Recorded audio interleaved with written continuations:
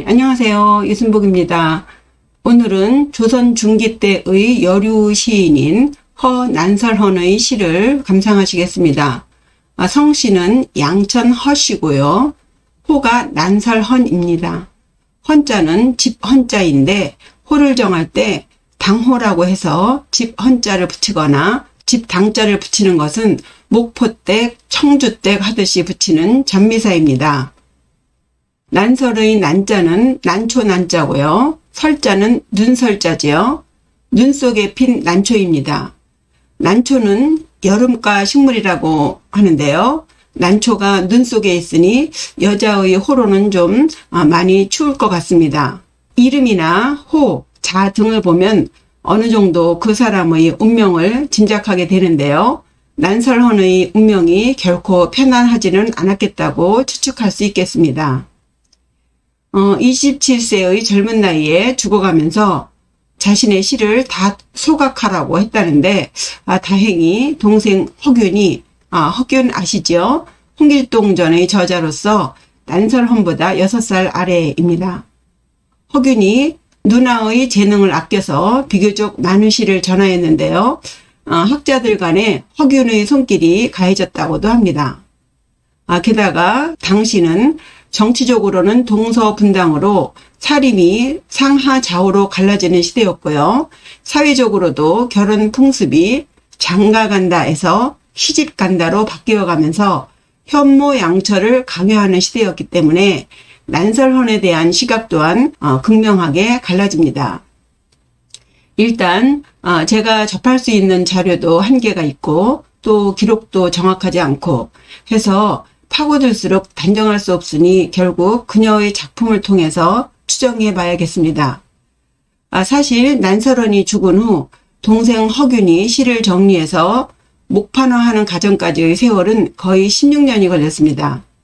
허균 자체가 대단한 문장가인 만큼 그의 손이 타지 않았다고 장담하기에는 좀 무리가 있겠습니다만 아무리 사랑하는 동생이라도 자신의 글을 수정하거나 삭감하는 것을 좋아하지는 않았을 것 같아요. 더욱이 남녀의 특성이 다르고 남의 글을 고친다는 것도 사실 한계가 있고 무엇보다도 그런 것은 작가인 누나를 모욕하는 것이기 때문에 허균이 누이의 시를 함부로 만지지는 않았을 것이라고 짐작해 봅니다. 해서 그녀에 대한 비방 등은 모두 정치적인 의도나 혹은 사동간의 알력 또는 남준 여비의 사상 등등에 근거하지 않았을까 짐작해 봅니다. 어쨌거나 부족하면 부족한 대로, 모자라면 모자란 대로, 원본 그대로, 원작 그대로, 원형 그대로를 보존하는 것이 가장 중요하다고 생각합니다.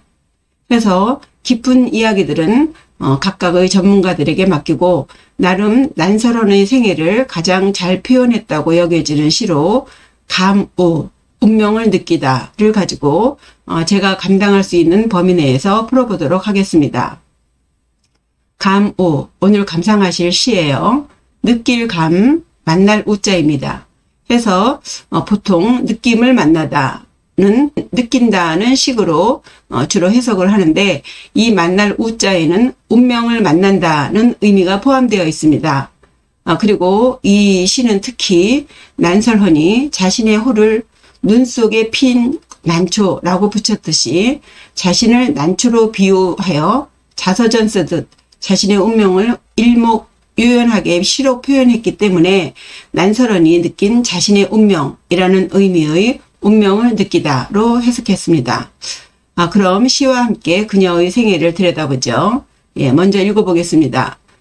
감우, 영영창한한 지역 하분방 서풍 일피불 영락 비추상 수색 종조체 청향 종불사 감물 상아신 체루 점의매 운명을 느끼다. 예쁘기도 하구나 창 아래 난초여 가지와 잎은 어찌 그리 향기로운가. 서풍이 한바탕 불어대더니 슬프게도 가을 댄서리에 떨어지느나 빼어난 모습은 시들지라도 맑은 향기는 끝내 사라지지 않지만 떨어진 난초가 나의 마음 아프게 하니 눈물 흘러 옷소매를 적시네. 시의 형식은 오원유시죠. 한 구가 5자로 되었고 2개의 절구로 구성되어 있습니다. 첫 번째 수련부터 보시면요. 출가하기 전의 행복했던 시절을 회상하고 있습니다. 예쁘기도 하구나. 창아래 난초여. 가지와 잎은 어찌 그리 향기로우냐. 영영 창하난 지엽 하분방. 이 영영의 영자는 본래 가득 찰 영자입니다. 파자하면 이에 혹은 비로소의 의미가 있는 내자에다가 그 속에 손의 의미가 있는 또자가 들어있고요. 그 아래는 그릇 명자입니다. 그러니까 비로소 그릇에 손을 대고 있는 모양이죠. 그릇에 뭔가를 넣어 꽉 차게 한다는 모양을 형상화한 자입니다. 꽉 차 있기 때문에 충만하다는 의미도 있고 그렇기 때문에 아름답고 또 그렇기 때문에 교만하다는 뜻이 있죠. 그리고 영자가 둘이 있으면 주로 여자의 자태가 날렵하고 아름답다의 의미로 쓰이기 때문에 그 현상 예쁘다고 했지만 그 예쁨 속에는 가득함, 풍만함, 화려함 등이 내포되어 있다고 봐야겠습니다. 창하, 창문 아래죠. 예, 창문이 달린 집입니다. 당신은 집에 창문이 있다 하면 명문 대갓집이겠죠. 예, 난자는 난초 난자고요. 난설헌의 아명은 초희입니다. 초나라 초자에 여자 희자입니다만 초자에는 고을 초의 의미도 있지만 호를 난설헌이라고 붙인 것을 보면 초자의 발음을 딴 난초를 의미한다고 봐야겠죠. 해서 초희하면 난초같이 고상한 여자가 되겠습니다. 그러니까 고관대작의 집 창문 아래에 핀 우아하고 아름다운 난초는 바로 난설헌 자신을 말하는 것이겠죠. 네, 다음 지엽하분방, 가지지자에 잎엽자, 그래서 지엽하면 가지와 이파리. 다음 어찌하자는 의문부사죠. 분방하면 향기롭다. 그래서 지엽 분방같이 비슷한 의미의 한자가 합해서 만들어진 단어를 유사 결합 단어라고 합니다. 네, 정리하면 앞구에서 난초의 아름다운 겉모습으로 시집 가기 전 명문세족의 집안에서 곱게 자란 자신의 미색과 자태를 표현했다면 뒷구에서는 난초가 지닌 향으로 난설한 자신의 인품이나 재주의 뛰어남을 드러내고 있습니다.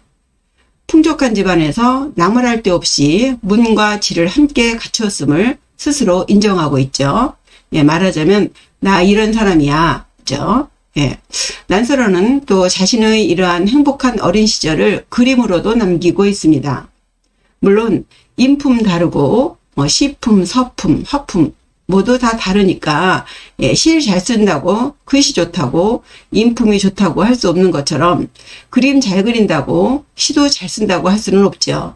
예, 그러나 저는 이 그림을 보고 그녀의 시에 대한 위작 혹은 표절 여부를 이 시에 씻어버리기로 했습니다. 예, 더 이상 그녀의 천재성을 의심하지 않기로 했어요. 이 그림을 보시면요. 예, 제목은 앙간 비금도라고 합니다. 우러를 앙자, 볼간자 해서 앙간, 쳐다보다입니다. 올려다보다입니다. 예, 날아갈 비자, 비행기 비자죠. 예, 세금, 즉 금수만도 못하다는 금자입니다. 비금, 날아가는 새, 그죠? 그림 도자입니다. 하늘을 나는 새를 올려다보는 그림이 되겠습니다. 마치 이 시의 첫 연을 그림으로 묘사하듯 행복했던 시절을 그대로 그려 보이고 있어요.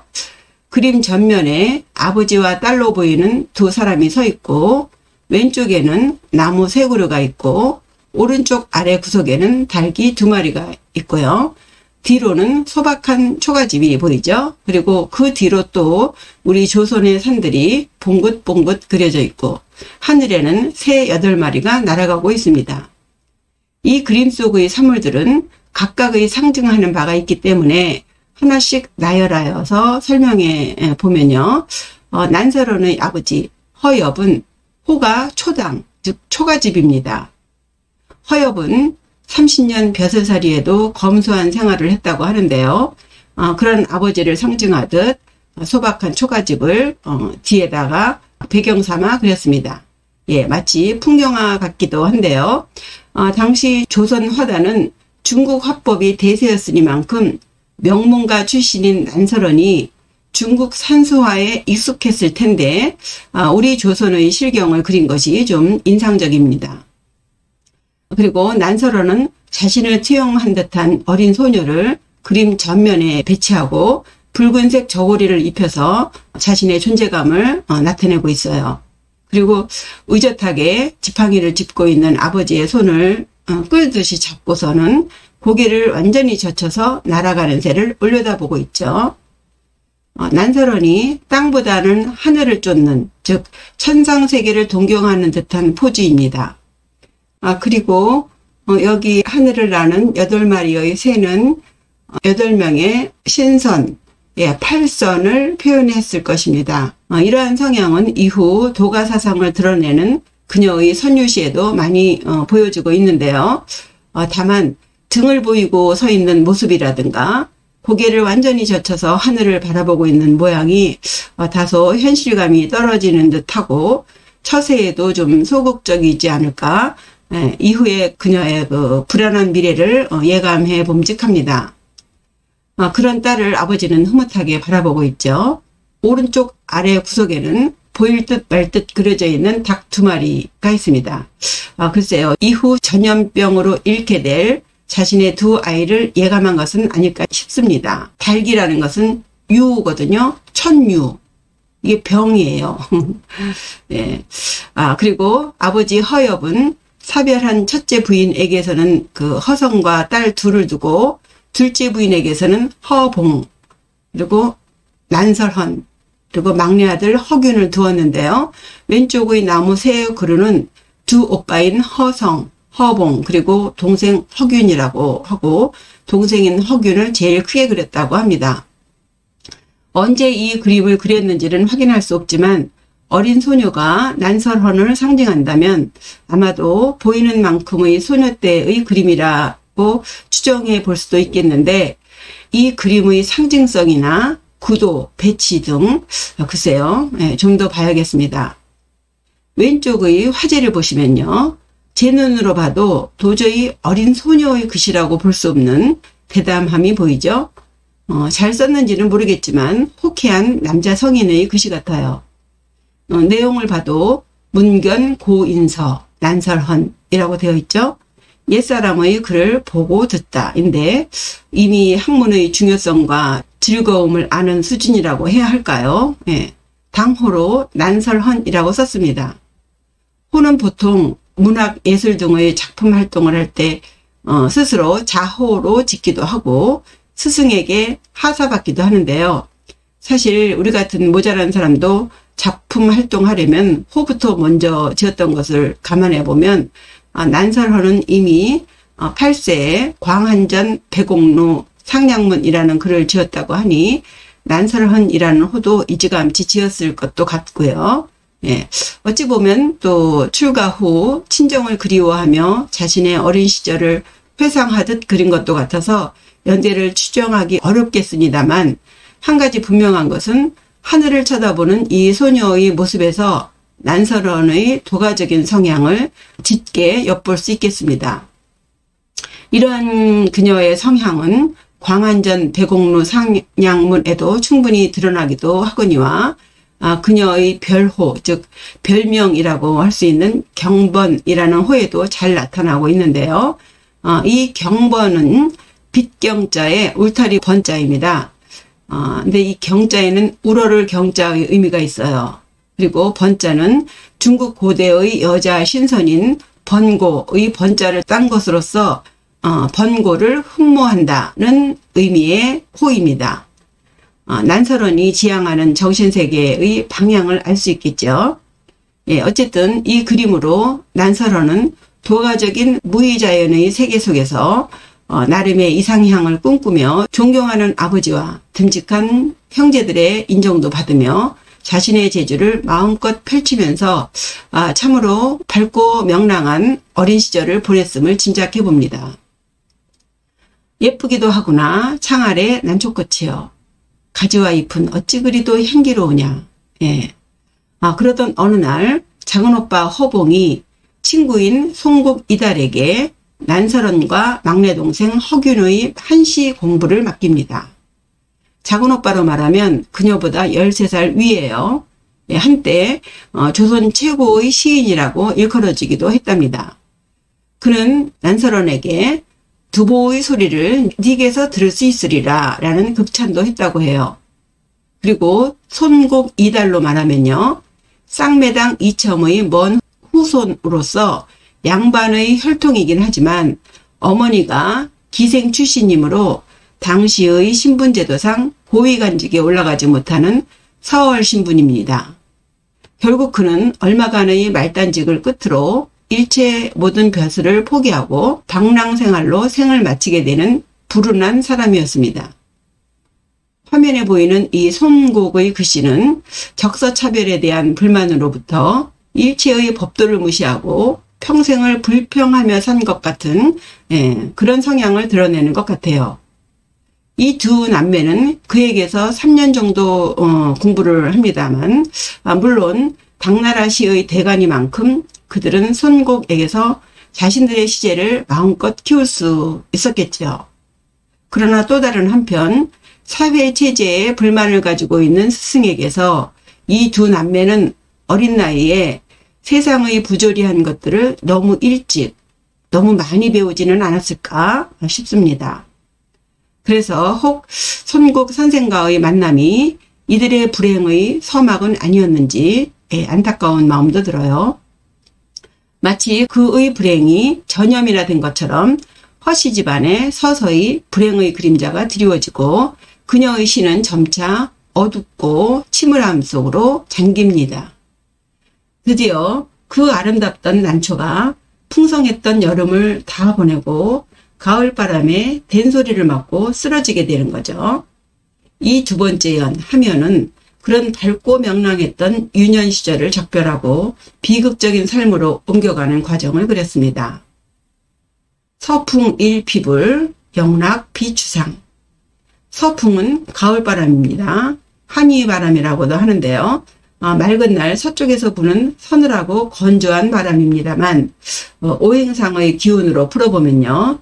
서쪽은 금의 기운, 즉 쇠의 기운을 말해요. 색으로는 흰색이고 계절상으로는 가을인데 가을이라는 것이 열매를 맺기 위해 불필요한 모든 것들을 제거하는 심판의 계절이라고도 합니다. 맛으로도 매운 맛인 만큼 서쪽은 매서운 이미지를 주고 있습니다. 뭔가 한바탕 불길한 일이 벌어질 것 같아요. 피는 피동조동사입니다. 사물에 의한 수동적인 움직임을 표현할 때 사용하는 조동사입니다. 그래서 불자가 바람이 부는 모양을 의미하니 피불이라고 하면 바람을 맞는다가 됩니다. 서풍일피불, 한바탕 서풍을 맞다죠. 영락비추상, 떨어질 영자, 떨어질 낙자. 그래서 영락하면 가을이 되어 초목의 잎이 다 시들어 떨어지는 것을 말하는데 여기서는 난설원 집안의 가세가 기우는 것을 의미합니다. 비추상, 슬플 비, 아닐 비자의 마음심자의 합자입니다. 마음이 영 아니에요. 즉 슬플 비자입니다. 가을 추자, 서리상자 해서 합하면 슬프게도 가을 된서리에 쓰러지느나 떨어지느나 죠. 서풍이 몰고 온 가을의 된서리를 맞아 난초가 떨어지니 마음이 슬프다는 그런 의미입니다. 난설원에게 도대체 무슨 일이 닥쳤을까요? 혹자들은 그녀가 조선 땅에 태어난 것, 여자로 태어난 것, 김성립이라는 자와 결혼한 것이라고 하는데요. 글쎄요. 그럴까요?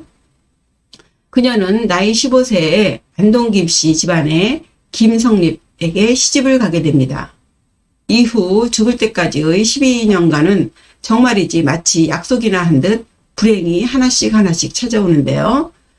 당시는 이미 유교의 그 성리학적 가치를 중심으로 하는 남성 중심 사회로서 유을리라는 미명하에 일방적으로 여성에게 희생을 강요하는 세상이었습니다. 끔찍하겠죠. 예. 총명한 난설원이 결혼을 원하지는 않았을 것 같아요. 그 당시 아직은 남자가 장가가는 남기 여가의 풍습이 남아있긴 했지만 왕실에서는 사대부들에게 여자가 시집가는 친형제를 권하였기 때문에 명문 집안인 허씨 집에서 나라의 명을 거절하기는 어려웠을 것입니다. 부득불 어린 난설원은 안동 김씨의 집으로 시집을 가게 됩니다. 사임당처럼 남편이 장가를 온 곳과는 천지차이죠. 홈그라운드가 완전히 달라지는 것이에요. 며칠을 울고불고 했지만 결국 난설원은 원하지 않는 결혼을 하게 됩니다. 혹자들은 이제부터 그녀의 불행이 시작되었다고 하지만요. 그건 아닌 것 같아요. 당시는 살인들 간의 분쟁이 치열했던 때였습니다. 서경덕과 이황에게 사살을 받은 아버지 허엽은 동인의 영수로서 서인들과 대립하며 그들을 척결하는 데 앞장선 사람입니다. 당연히 밀리는 때가 오겠죠. 이미 불행은 그때부터 예견된 것이었어요. 당연히 그는 세를 확장시키기 위해서라도 정략적인 결혼도 불사하지 않았을까 싶은데요. 신랑 김성립의 집안으로 말하면 난설원의 집안보다는 조금 기운다고는 하지만 5대째 과거급제를 이어온 문벌 권속의 엘리트 집안이었습니다.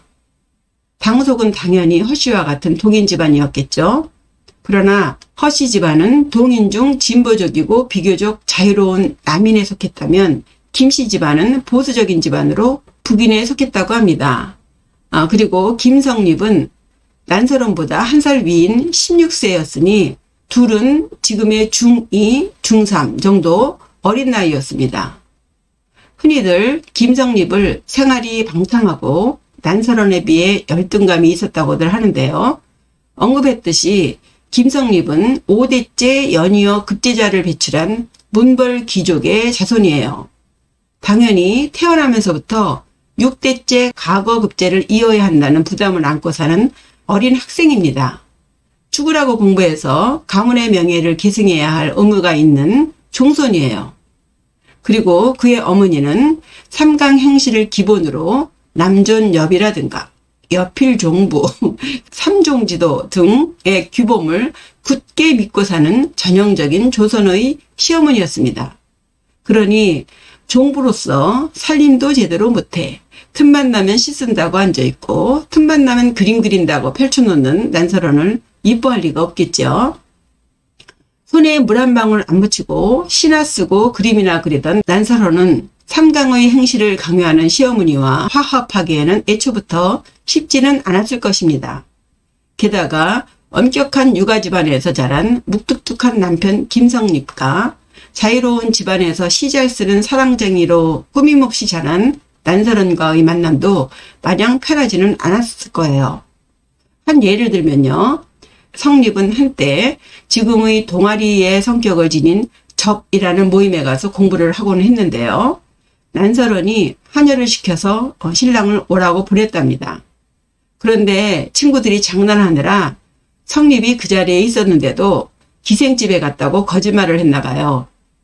그러자 난설원은 한여에게 다과를 들려보내면서 낭구님은 본래 무심한 사람인데 같이 공부하는 이는 어찌된 사람이길래 이간질을 하는가. 예전의 접에는 재가 있었는데 지금의 접에는 재가 없다는 내용의 시를 써서 보냅니다. 여기서 이 접자는 손수변에 첩의 의미가 있는 첩자의 합자죠. 손수변의 숫자 대신에 모양이 비슷한 제주 제자로 대체해서 옛날에는 이 동아리에 재주가 있는 사람들이 많이 있었는데 지금은 재주는 없고 음담패설의 대상인 첩만 있다고 비아냥된 것입니다. 재밌죠? 이런 일을 보면 글쎄요. 요즘 젊은 세대들은 이때의 남편의 심정을 이해할 수 있을까요? 남편의 입장에서 볼 때 아내가 나무랄 데 없는 글재주를 가지고 자기 친구들을 꾸짖은 것입니다. 한마디로 자기 친구들의 입을 딱 막아버린 것이에요. 한마디 더 하면 너 너무 잘난 여자랑 사는 거 아니니? 어떤 똑똑한 여자랑 살아서 좋겠다. 그죠? 보수적인 남자들은 이렇게 말할 거예요. 어디 남자들 가고 공부하시는데 안 여자가. 예, 그렇죠? 허허하고 웃고 넘어갈 수도 있겠지만 생각하기에 따라 남편을 바보로 만든 것입니다. 말이 없고 점잖으며 보수적인, 좀 심하게 말하면 목석 같은 남편이 친구들 앞에서 망신을 당하였으니 남자로서 자존심이 많이 상했을 것도 같은데요. 아무리 난사론이 재색을 겸비했다 해도 남편 입장에서 그녀가 마냥 편하지는 않았을 것 같아요.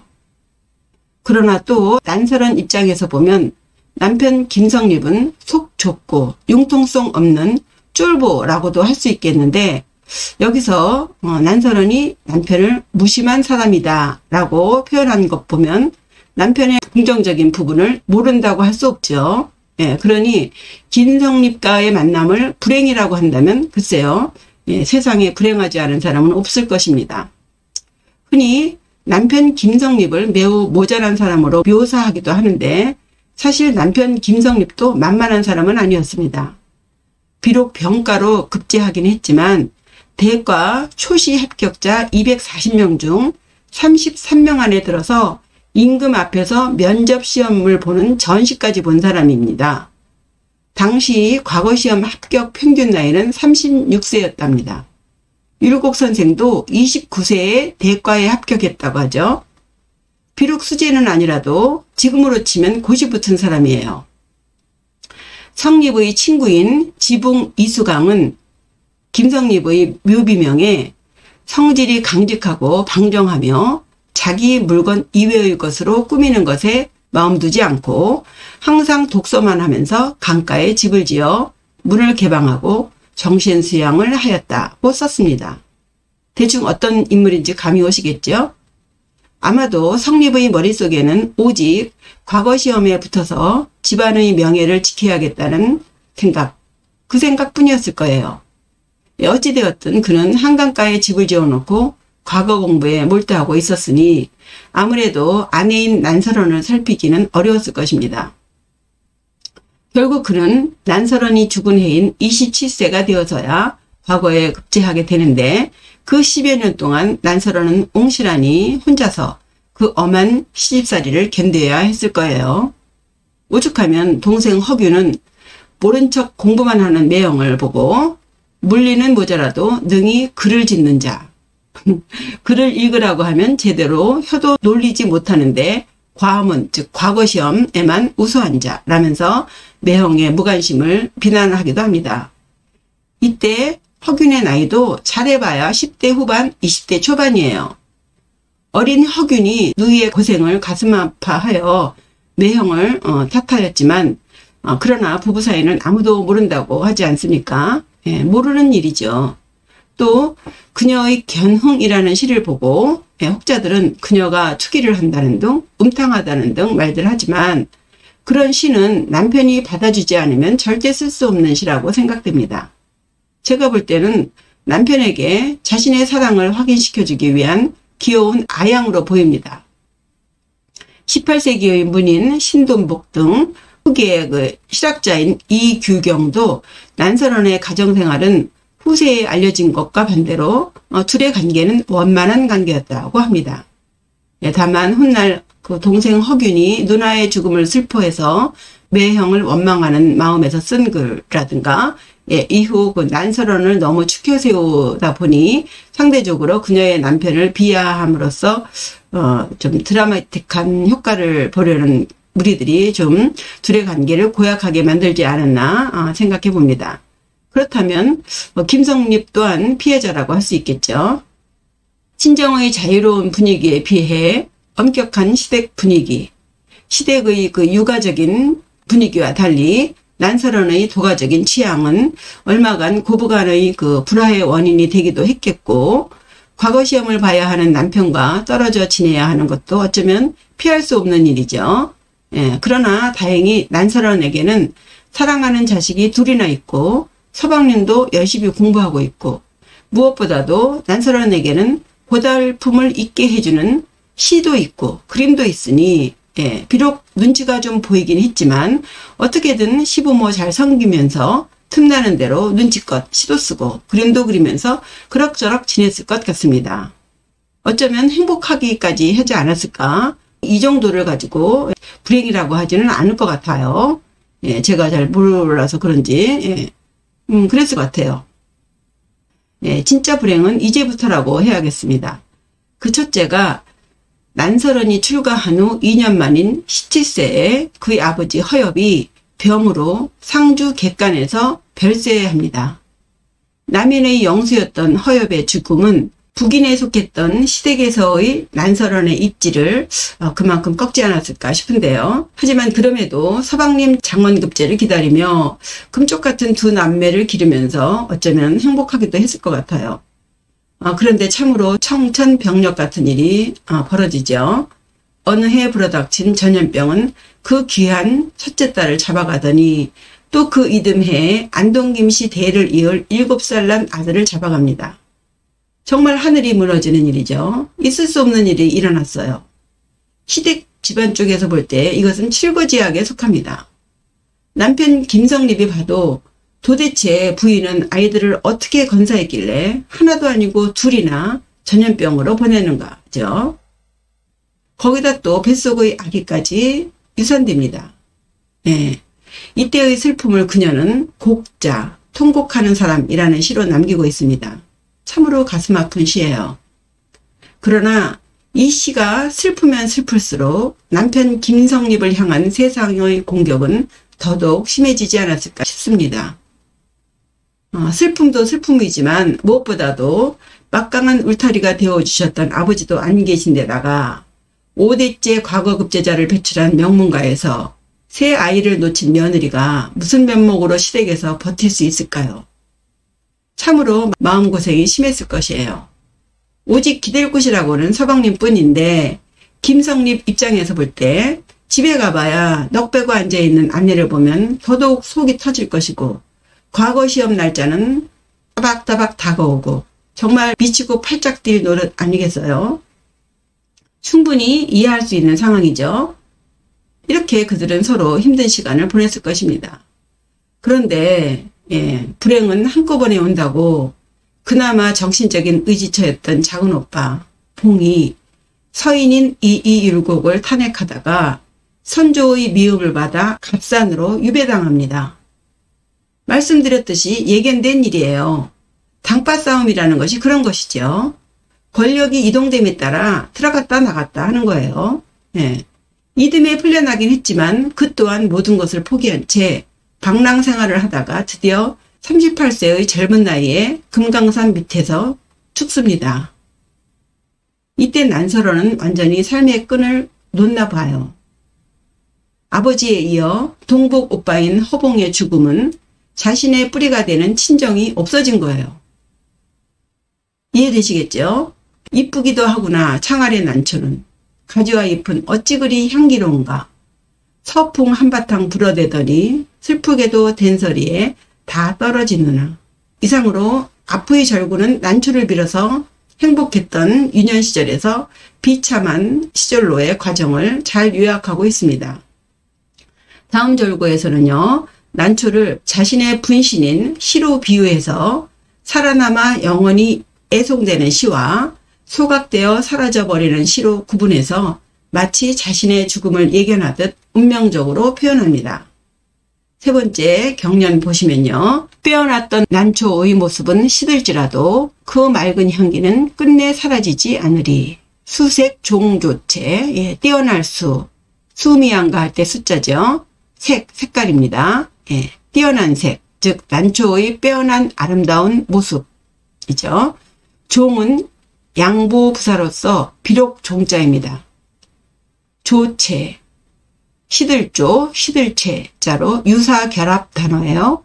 난초의 빼어났던 아름다움은 비록 시들지라도, 즉 난설원의 아름다운 모습은 비록 점점 초췌해 가도 청향종불사, 맑을 청, 향, 맑은 향기, 끝종, 부사로서 끝내, 앞구의 수색, 종조체에서 종자와 같은 발음자를 썼습니다. 불사, 죽지 않는다. 사라지지 않는다죠. 난초의 맑은 향기는 사라지지 않는다. 난초의 향은 바로 난설원이 쓴 시라고 했죠. 예, 비록 난설원은 죽더라도 그녀가 남긴 아름다운 시는 난초의 향처럼 세세생생 전해질 것임을 예언하고 있습니다. 여기서 난설원은 자신의 시에 대한 자신감을 보이고 있죠. 예, 자신의 시가 비록 이 작은 조선에서는 빛을 보지 못하지만 이후 살아남아 세상에 전해질 것임을 예측하는 거예요. 글쎄요, 이런 자신감을 보면 표절했다고 보는 것은 좀 아니지 않나 싶어요. 어쩌면 난설원은 자신의 그 시의 수준을 알고 있었고 허균 또한 누이 시의 훌륭함을 알고 있는 만큼 비록 시를 다 태운다 해도 머리 좋은 허균의 머릿속에 다 들어있으니 이후에 허균이 어떻게 할 것임을 예상한 것은 아닌지, 신한 온의끼리의 암묵적인 약속으로 말입니다. 예상했듯이 허균은 누이가 죽자 난설원의 시 200여 편을 정리해서 당시 우의정이었던 서해 유성령에게 서문을 받고 9년 후에는 명나라 문인인 오명제에게 조선시전을 발간케 합니다. 그리고 8년 후에는 목판화로 난설헌집을 발간해서 중국에 전파해요. 급기야는 허균이 죽은 후 90여 년 후에는 일본인 분다이가 난설헌집을 간행해서 일본에 전파시킵니다. 그러니 우리가 아는 난설헌은 오히려 중국과 일본에서 역수입해서 전해진 것이죠. 허균은 난설헌의 시를 평하길 누님의 시문은 모두 천성에서 나온 것들이다. 유선시를 즐겨 지었는데 시어가 모두 맑고 깨끗하여 음식을 익혀먹는 속인으로는 미칠 수가 없다고 합니다. 혹 난설헌이 도가적인 수행까지 했을까 궁금해집니다. 마지막 사연 미연이죠. 난초가 시들어 떨어진 모습이 나의 마음을 아프게 하니 눈물이 흘러 옷소매를 적시네. 비록 그렇게 자기의 시들이 전해진다 하더라도 그 모습을 보니 참 마음이 아프다는 의미죠. 감물 상하심, 느낄 감자, 사물 물자. 여기서 사물은 시들어 떨어진 난초고요.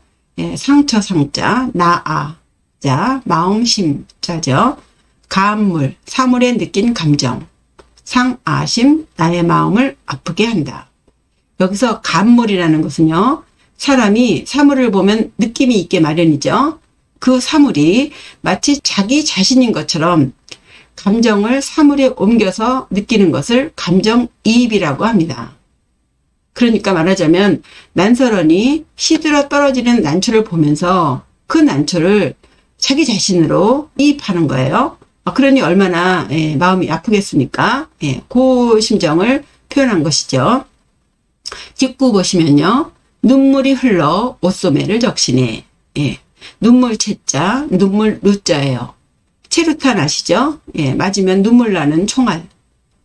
눈물이 흘러, 혹은 흐르는 눈물입니다. 적실 점자, 옷의자, 소매 매자 해서 이 소매 매자는요. 옷의자에다가 터놓을 캐자의 학자입니다. 그러니까 옷에 구멍을 터놓은 것. 이것이 소매라는 거죠.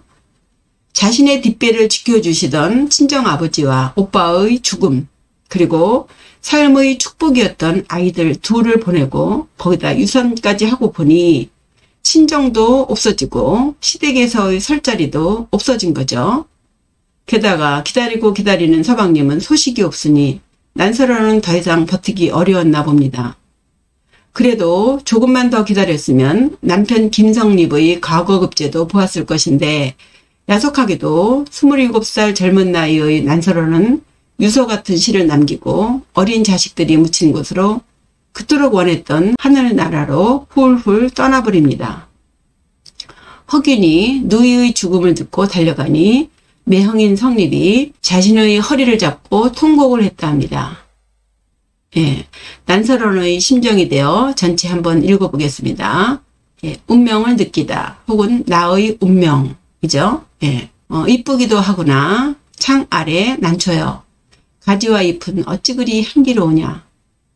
서풍이 한바탕 불어대더니 슬프게도 가을 대엔서리에 다 떨어지느나 빼어난 모습은 시들지라도 맑은 향기는 끝내 사라지지 않겠지만 떨어진 난초가 나의 마음 아프게 하니 눈물 흘러 옷소매를 적시네. 예, 곱고 아름다운 난초가 시들며 떨어지는 모습에서 어찌할 수 없는 자신의 운명을 느끼며 눈물 지었을 난설원의 슬픔이 그대로 전해지는 듯합니다.